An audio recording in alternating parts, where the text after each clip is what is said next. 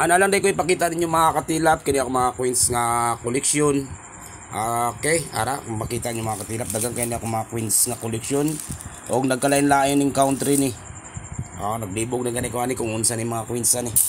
Pero ginakoleksyon na ko ang tanang coins mga katilap kay ngano man nagtuo ko maabot ang panahon sa akong mga apo, sa akong kaapuhan, mga apo pagyud ko.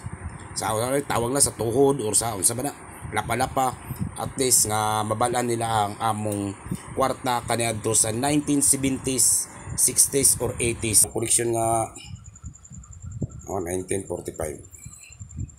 Kaya maklaro mga katilap po. Bakit na ako cellphone mga katilap?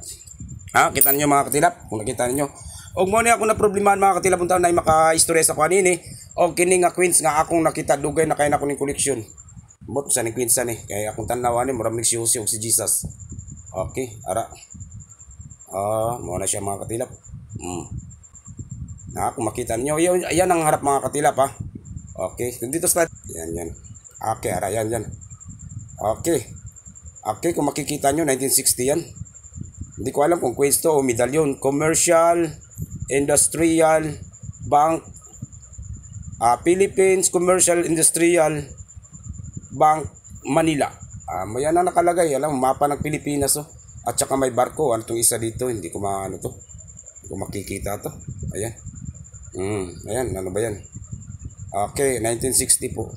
Sana po may maka sa akin kung queens ba to, medalyon to. Matagal talaga to eh. Yan, kung makita nyo. Pero tingin ko parang basta medalyon ba to or